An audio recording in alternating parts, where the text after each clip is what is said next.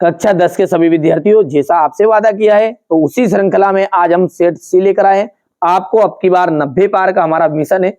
इन बच्चों ने जैसा अच्छे से परसेंटेज बनाए ना, आप भी बना सकते हो। ये बार बार इसलिए हर वीडियो में बताता हूँ, आपको मोटिवेट मिले, थोड़ा सा आप भी कर सकते हो। ये भी ऐसे ही थे, इनको भी लगता था कि हम 50-60% वाले हैं। मैंने वादा किया था कि मैं आपको अगर अच्छे से कवर कराऊंगा तो कराई, और आपको भी कराऊंगा। आप तो बढ़िया से कंप्लीट तो करो, परीक्षा हाल में देख लेना, आपके चेहरे पर खुशी रहेगी। ठीक है, ये याद करो बस। 1890 के दशक में रीडर पेस्ट नामक जो बीमारी है वो कहां फैली थी? अफ्रीका में फैली थी। गांधी जी ने साबरमती आश्रम की स्थापना कब की? 1916 में की थी। सरकार का कौन सा रूप बेहतर है? सरकार का जो रूप है वो है लोकतंत्र का। भूदान आंदोलन किसने चलाया? भूदान आंदोलन चलाया था विनोबा भावे जी ने। 2019 की महिला सांसदों की संख्या कितने फीसदी थी?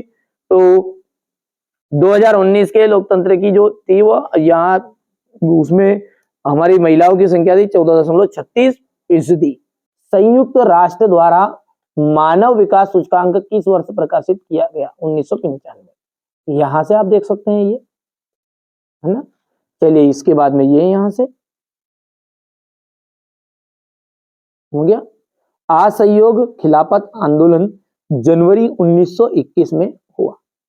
बेल्जियम में सामुदायिक सरकार का चुनाव ब्रिटिश भाषा के आधार पर होता है। ठीक है, किया था तो भाषा के आधार पर किया जाता है ना। औसत आय को हम क्या कहते हैं बेटा? औसत आय को अपन प्रति व्यक्ति आय के नाम से भी जानते हैं। ठीक है, चलिए इसके बाद में अगला क्या है अपना, कि भारत में औसतन एक स्त्री जो होती है ना, वो पुरुष की तुलना में 1 घंटे ज्यादा काम करेगी। ये करती। भूमिगत जल नवीकरणीय साधन का उदाहरण। राष्ट्रवाद की पहली स्पष्ट अभिव्यक्ति सन 1789 में फ्रांसीसी क्रांति के साथ शुरू हुई। यहां से अपन बढ़िया से इसको देख सकते हैं, यहां से देख लीजिए, थोड़ा सा छोटा कर देते हैं, ये आगे बढ़ते हैं।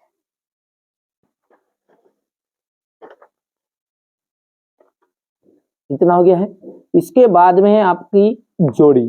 जोड़ी को ध्यान से समझेंगे तो पहला क्या है अपना? हिंदू स्वराज्य। हिंदू स्वराज्य का जाएगा महात्मा गांधी। सीमेंट का कारखाना द्वितीय क्षेत्र। प्रयागराज का जाएगा आपका 1929। महामंदी या कार्मेला। मक्का के आयात पर जो प्रतिबंध है वो 1931 आ जाएगा। दूसरा मेलगोज सम्मेलन, इसका आ जाएगा आपका 1931 आ जाएगा। ठीक है, तो हो चुका है ना। चलिए यहां से अपन तो बढ़िया से करना है ना, बढ़िया से। हमारा उद्देश्य यही कि आप अच्छे अंक प्राप्त करें, है ना। ये पेपर कर लो, उसके अलावा अलग भी पढ़ो, कोई दिक्कत नहीं है ना। लॉर्ड बायरन कौन था? अंग्रेज कवि। जे.एन. टाटा ने भारत का लौह इस्पात कारखाना कहाँ स्थापित किया? जमशेदपुर। लोकतंत्र शासन की अन्य व्यवस्थाओं से बेहतर है, कोई एक बिंदु लिखो। नागरिकों में समानता को बढ़ावा देना। साक्षरता दर कितनी थी 2011 की जनगणना के अनुसार? 73%। भारत में सहकारी बैंकों की रचना किस प्रकार की है? त्रिस्तरीय, और ये 1953 आ जाएगा। चलिए इसके बाद में आगे देखते हैं, और यहां पर ये आपका क्वेश्चन नंबर 4 है। सत्य सत्य है। सेवा क्षेत्र अर्थव्यवस्था का तृतीय क्षेत्रक होता है। बिल्कुल राइट बात है। बैंक केवल लाभ कमाने वाले व्यापारियों को ऋण उपलब्ध कराती है। असत्य है। ठीक है, यहां से देख लीजिएगा। मार्च 1931 को गांधी जी ने इरविन के साथ एक समझौते पर हस्ताक्षर किए। बिल्कुल ये सत्य बात है। सत्य सत्य आप कर सकते हैं कंप्लीट, कोई दिक्कत नहीं है ना। अपन देखते हैं सॉल्यूशन अच्छे से। ये यहां से हो गया। पहले तो आप पेपर देखो, सबसे पहले तो क्या देखना पड़ा? पेपर, ताकि आपको अच्छे अंक प्राप्त हो। इसलिए सबसे पहले तो पेपर देखो, फिर उसके बाद सॉल्यूशन देखेंगे ना, बढ़िया से। भूमि निम्नीकरण क्या है? मृदा परिच्छेदिका का क्या तात्पर्य है? प्रारंभिक जीविका निर्भर कृषि क्या है? गहन कृषि की विशेषता है। सार्वजनिक एवं निजी क्षेत्रों में के उद्योगों में अंतर स्पष्ट कीजिए। भू प्रदूषण को नियंत्रित करने के उपाय। सड़क परिवहन की विशेषताएं आपको बतानी है। पाइपलाइन के महत्व बताने हैं। भारत में पर्यटन के लाभ बताइए। ये क्वेश्चन नंबर आपका 12 देख लीजिएगा। आयात शुल्क हो गया है। ये सारा सॉल्यूशन अपना भी देखने वाले हैं ना। इंग्लिश मीडियम वाले बच्चे भी स्क्रीनशॉट लेते जाएंगे। ये क्वेश्चन नंबर 16, ये 17 हो गया।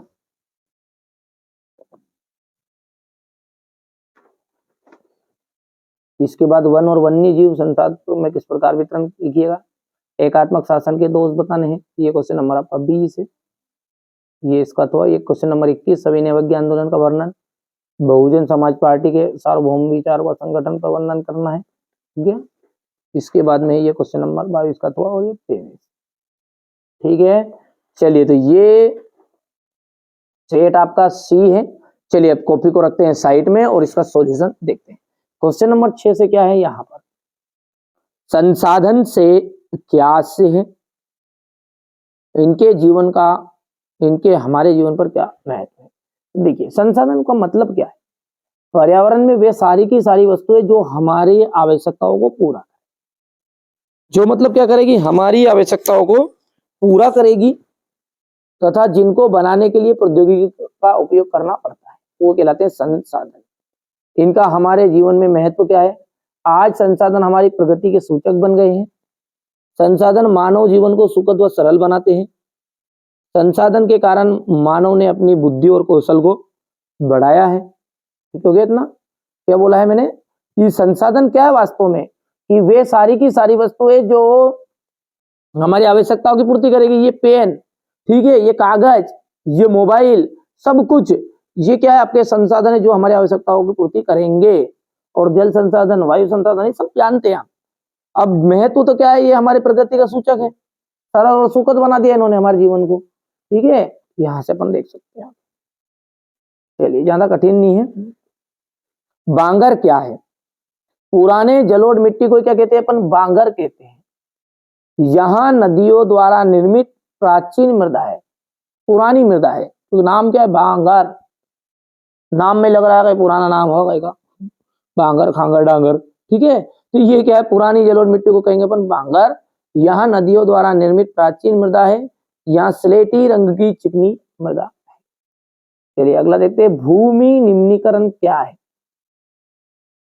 भूमि निम्नीकरण का मतलब होता है भूमि के उपजाऊपन में कमी आना, अर्थात प्राकृतिक तथा मानवीय कारणों से भूमि की गुणवत्ता में कमी आए तो इसे हम कहते हैं भूमि निम्नीकरण। मृदा परिच्छेदिका से क्या तात्पर्य है, मृदा में क्रमिक क्षैतिज परतों, विन्यास और उनकी स्थितियों को दिखाने वाले ऊर्ध्व काट को अपन मृदा परिच्छेदिका कहते हैं, ठीक है। इन्हें कहते हैं मृदा परिच्छेदिका, कि मृदा में क्रमिक क्षैतिज परतों और विन्यास और उनकी स्थितियों को दिखाने वाले ऊर्ध्व काट, ऊर्ध्व का मतलब होता है हिस्सा, खड़े काट को मृदा परिच्छेदिका कहते हैं। सिंपल परिभाषा लिखा दी मैंने यहाँ पर। अब अगला है क्वेश्चन नंबर 8। क्या है, प्रश्न को थोड़ा सा पढ़ते हैं। प्रारंभिक जीविका निर्वाह कृषि क्या है। देखिए प्रारंभिक जीविका निर्वाह कृषि, यहाँ कृषि भारत के कुछ भागों में अभी भी की जाती है। प्रारंभिक जीविका निर्वाह कृषि का अपन उदाहरण देखें ना, तो ये इसका उदाहरण है, यहाँ से ये चित्र में जो दिख रहा है ना, और ये भारत के कई भागों में अभी भी कर रहे हैं। अपन ही कर रहे हैं, और कौन कर रहे हैं ना, तो मेरे खानदान में पैदा हो के तो नहीं आए अपन भी गरीब खानदान के ही, ठीक है। तो ये यहाँ कृषि भारत के कुछ भागों में अभी भी की जाती है। यहाँ कृषि भूमि के छोटे छोटे टुकड़ों पर कृषि औजारों जैसे लकड़ी के हल, दाव और खुदाई के करने वाली छड़ी तथा परिवार या समुदाय की मदद से की जाती है। गहन जीविका कृषि की विशेषताएं बतानी है। इस खेती में देखिए गहन जीविका कृषि खेती क्या है, थोड़ी सी ज्यादा मात्रा में करना, जिसे मतलब हमारे लिए तो प्रारंभिक जीविका निर्वाह कृषि गेहूं एमपी वालों के लिए, और वही चीज यदि पंजाब वाले करेंगे गेहूं पैदा, तो वो कहलाएंगे गहन जीविका कृषि, क्योंकि उनका थोड़ी ज्यादा पैदावार होगी, धंधा ज्यादा होगा, बिजनेस ज्यादा होगा, टर्नओवर ज्यादा होगा, सीधी सी बात। तो इस खेती में वर्ष में एक से अधिक खेती की जाती है। अच्छे बीजों का उपयोग करके अधिक उत्पादन किया जाता है। इसमें कम भूमि पर अधिक मुनाफा होता है। कृषि में यंत्रों का प्रयोग से कृषि से संबंधित कार्यों को शीघ्रता से निपटाया जाता है। अगला है सार्वजनिक और निजी क्षेत्र में अंतर। देखिए सार्वजनिक का मतलब क्या है, जो ठीक है, जो सरकार के स्वामित्व में हो, ठीक है, वो जो सार्वजनिक उद्योग का स्वामित्व सरकार या यह सरकार के किसी संगठन के पास होता है। निजी का क्या है? निजी उद्योग का स्वामित्व व्यक्ति विशेष, कुछ व्यक्तियों या कंपनियों का इस पर अधिकार। इस तरह से आप कर सकते हैं, कोई दिक्कत नहीं है, कठिन नहीं है ज्यादा। ये हो गया इतना, क्योंकि लंबा होगा बहुत वीडियो, यदि मैं समझाऊंगा पूरी तरह, और इतना अपने पास टाइम नहीं बचा है ना। आप तो बढ़िया से कंप्लीट कर लो, बहुत सारे बच्चों को आता भी पहले से, ऐसा नहीं। भू प्रदूषण को नियंत्रित करने के उपाय, ये देखिए हो गया। सड़क परिवहन की विशेषताएं क्या है? सड़कें उबड़ खाबड़ जगहों पर बनाई जाती है। सड़कें गांव को शहर से जोड़ती है। छोटी और कम दूरियों के लिए तीव्र गति का से परिवहन किया जाता है। पाइपलाइन परिवहन का महत्व बताइए। यहाँ जल और थल दोनों में बिछाई जाएगी। यहाँ सबसे सुरक्षित और सुनिश्चित आपूर्ति का महत्वपूर्ण साधन। चलिए अब अगला प्रश्न है, भारत में पर्यटन उद्योग के लाभ बताइए। देखिए पर्यटन उद्योग जो है ना, यानी कि बाहर से जो घूमने आ रहे हैं उनके लिए जो, ठीक है, पर्यटन क्षेत्र है, उनसे जो सरकार को आमदनी होती है उसे अपन कहेंगे पर्यटन उद्योग के द्वारा लाभ आएंगे। ठीक है, इससे हमें बड़े पैमाने पर विदेशी मुद्रा प्राप्त होती है, पहली चीज। पर्यटन उद्योग से भारत में लगभग 39 मिलियन लोगों को रोजगार मिलता है। 2019 की रिपोर्ट है ये ना। पर्यटन उद्योग राष्ट्रीय एकता प्रभावित करता है। यहाँ विदेशियों को देश की ओर आकर्षित करता है। इससे स्थानीय लोगों को रोजगार मिला है। ये हो गया आपका पर्यटन उद्योग के लाभ। ठीक है भैया, बहुत ही सिंपल है, और मैं कम से कम समय में आपको प्रोवाइड कराना चाहता हूँ ताकि आपको कोई दिक्कत ना हो, है ना। हमारे जो 10th क्लास के बच्चे हैं उनके पास समय कम है, और समय कम है तो स्वाभाविक बात है, पढ़ना जानता है ना, पढ़ना जानता है, तो इसलिए स्मार्ट वर्क करो। पहले मैं जो 6 पेपर दे रहा हूँ बेटा उसको सबको करो। कोई रियल पेपर नहीं है, नहीं तो आप रियल पेपर के भरोसे बैठ जाओ। बहुत सारे बच्चे जो है ना, मत का मेरे जो रहता है ना, उनको रियल पेपर ही चाहिए, बट रियल पेपर नहीं मिलेगा कहीं भी, है ना। आप तो ये मोस्ट इंपोर्टेंट चीज है, इनको पढ़ो, 6 पेपर को कर लो, हाँ 100% गारंटी इसी में से पूरा रियल पेपर आ जाएगा, सेम टू सेम छपे, क्योंकि पूरा रिसर्च के बाद बनाया है यार, है ना। हर साल अपन तो है ना, ऐसा नहीं है एक बार, ये हर साल ही बच्चे परसेंटेज बनाते हैं इसी, है ना। तो ये रेल परिवहन की हानि, बिना टिकट यात्रा, तो बिना टिकट यात्रा करने से भारतीय रेलवे को प्रतिवर्ष 5 करोड़ से भी अधिक की हानि होती है। रेल दुर्घटनाएं के फलस्वरूप मानव जीवन संकट में पड़ जाता है तथा रेलवे की संपत्ति नष्ट हो जाती है। तो और भी अपन हानि 2-4 और हानि कर लेना आप, ठीक है। समझ में आ गया? बिना टिकट की यात्रा हो गई है, रेल दुर्घटनाएं हो गई है, ठीक है, चोरी जैसी घटनाएं ज्यादा होती है इसमें, ठीक है। ये सामान की प्रथम विश्व युद्ध में केंद्रीय शक्तियां कौन कौन सी थी? तो प्रथम विश्व युद्ध में जो केंद्रीय शक्ति थी वो थी जर्मनी, ऑस्ट्रेलिया, हंगरी, ओटोमन तुर्की केंद्रीय शक्तियां थी। द्वितीय विश्व युद्ध में मित्र राष्ट्र और धुरी शक्तियां कौन कौन सी थी? एक गुट में धुरी शक्तियां मुख्य रूप से नाजी जर्मनी और इटली थी। पहली क्या थी जिसमें नाजी जर्मनी हो गई है, जापान और इटली थी। दूसरी खेमा मित्र राष्ट्रों में ब्रिटेन, फ्रांस, अमेरिका और सोवियत संघ के नाम से जाना जाता है। आयात शुल्क से क्या आशय है? देखिए यहाँ किसी दूसरे राष्ट्र से आने वाली चीजों पर वसूल किए जाने वाला शुल्क है। यहाँ कर या शुल्क उस जगह से लिया जाता है जहां से वहां वस्तु देश में आती है, अर्थात सीमा पर या हवाई अड्डे पर। ये क्वेश्चन नंबर आपका 13 है। यहाँ पर देखिए 1840 के दशक के बाद रोजगार की स्थिति का विश्लेषण कीजिए। 1840 के दशक के बाद शहरों में निर्माण के लिए गतिविधियां तेजी से बढ़ी, लोगों के लिए नए रोजगार के अवसर पैदा हुए, सड़कों को चौड़ा किया गया, नए रेलवे स्टेशन बने, रेल लाइनों का विस्तार किया गया, ठीक है, ये सारे काम किए गए, है ना। 1840 के दशक के बाद शहरों के निर्माण की गतिविधियां तेजी से बढ़ी थी, ठीक है भैया। तो ये आप बढ़िया से सॉल्यूशन कर सकते हैं। यहाँ से आपका जी जी भैया कौन थे? जमशेदजी जी भैया, बढ़िया से करना है। ये क्वेश्चन नंबर 14 है बेटा, आराम से करो कंप्लीट, है ना। समय कम है वरना मैं एक एक चीज आपको बारीकी से समझाता भी सी। ये यहाँ से थोड़ा सा छोटा कर दूं ना, हो गया। क्वेश्चन नंबर जो 15 है वो आपका जाएगा मुद्रण संस्कृति के 2 परिणाम लिखिए। हो गया।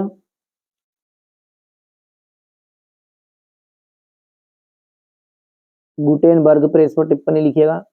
अल्प बेरोजगारी क्या है? किसी क्षेत्र में आवश्यकता से अधिक लोगों का नियोजन होना ही क्या कहलाता है? अल्प बेरोजगारी कहलाएगा।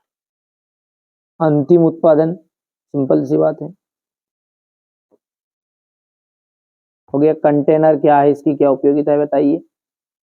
वस्तुओं के कंटेनरों में रखा जाता है जिससे इन्हें जहाजों, रेलों, वायुयानों एवं ट्रक पर बिना क्षति के लादा जा सके। कंटेनरों से ढुलाई लागत में भारी बचत हुई है और माल को बाजारों में पहुंचाने की गति में वृद्धि हुई है। इसी प्रकार वायु यातायात की लागत में गिरावट आई, परिणाम स्वरूप वायु मार्ग अधिक मात्रा में वस्तुओं का परिवहन संभव हुआ है। ये हो गया क्वेश्चन नंबर 17। यहाँ से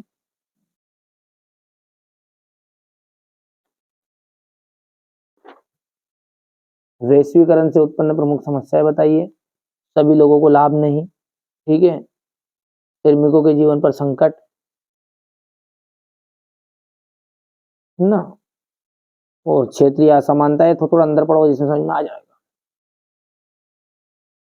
हो गया इतनी चीजें। क्वेश्चन नंबर 18 है वन और वन्य जीव। वन और वन्य जीव है ना, हाँ। वन जीव संसाधनों, ठीक है, का वितरण पर लेख लिखना है और प्रकार बताने हैं। तो ये वितरण तो हो गया इतना। उसके बाद में इनका प्रकार, आरक्षित वन, रक्षित वन और अवर्गीकृत वन। जैव विविधता क्या है, यह मानव जीवन के लिए क्यों महत्वपूर्ण है?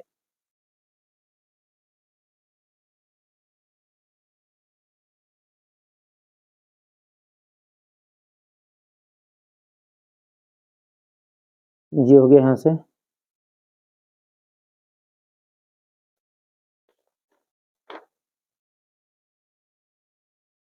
ये क्वेश्चन नंबर आपका 19 रहेगा।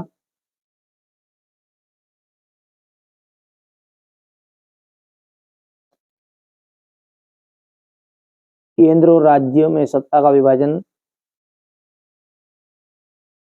ये हो गया इतना। औपचारिक ऋण और अनौपचारिक ऋण में अंतर में क्या कारण है कि कुछ बैंक कर्जदारों को ही कर्ज देने के लिए तैयार नहीं होते हैं? सविनय अवज्ञा आंदोलन का वर्णन कीजिए।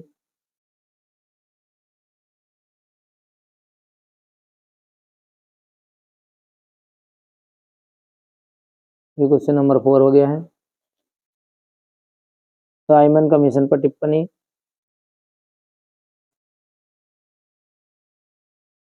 बहुजन समाज पार्टी के सार्वभौम विचारों और संगठन पर का वर्णन कीजिए।